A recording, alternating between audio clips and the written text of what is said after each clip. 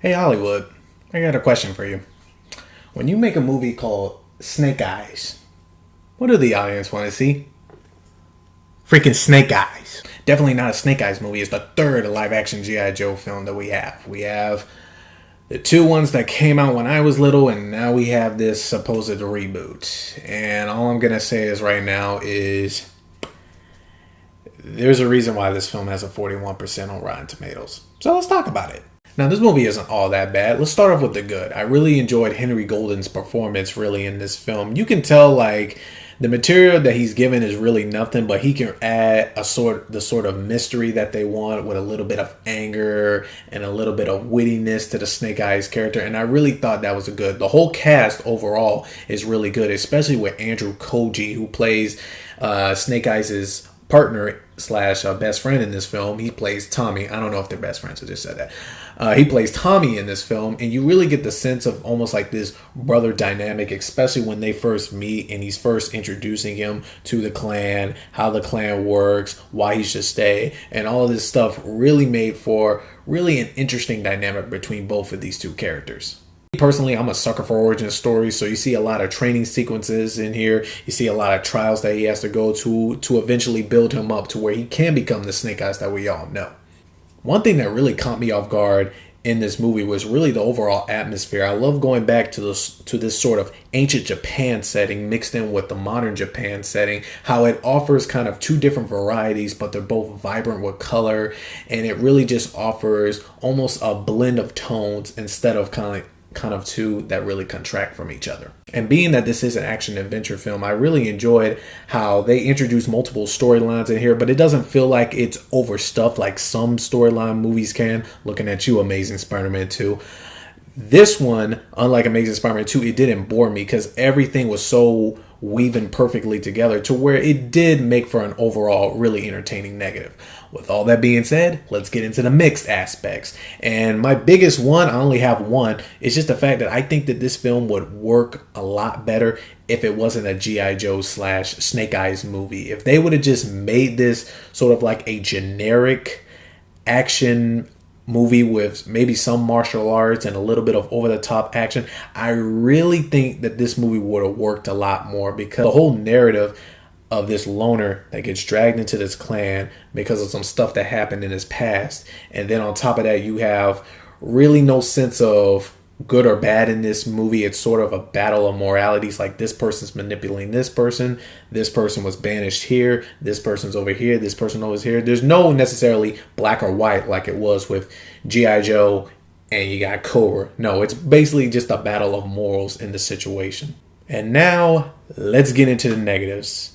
And I'm going to say this right now. Whoever the heck did these action sequences needs to be fired. There is literally so many action scenes in this movie that are literally close-up shots like this, and there's a bunch of freaking shaky cam that's going on to whether it's literally incomprehensible. Like the cage fight at the beginning of the first film, when Snake Eyes is fighting this dude, the camera is literally shaking like this. Like I literally had to pause the film and just kind of get my brain straight because I couldn't tell what was going on because the camera was shaking too much. And you can tell that the choreography in these fight scenes are really well done. It's just that whoever decided to do a bunch of shaky cam, on top of the fact that whoever was in the editing room decided to chop up and do all this stuff in the movie, it's literally incomprehensible.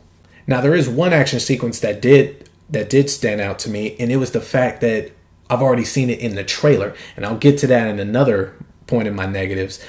Here's the thing. That little scene with them fighting with the two cars on the highway with the truck, that is a very well done action sequence. But here's the thing. I've already seen it in the trailer, and it is really good in the film, but now I see why they only showed that in the marketing, because every other fight in this movie is literally chopped and edited like crap.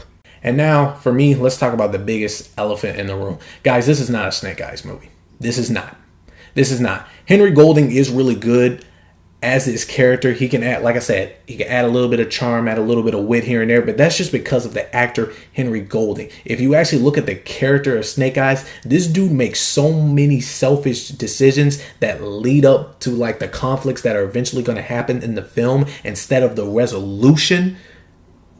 And for me, that just really didn't work. And so really it's a little hard to root for this guy because he's supposed to be Snake Eyes, but really he just comes off as this loner that's a jerk. And so his character throughout the film, he really doesn't have an arc. It's more just a changing in directions from what led him to get him in this position. And another thing is, everybody loves Snake Eyes for the fact that he wears his helmet, he doesn't talk, and he doesn't show his face.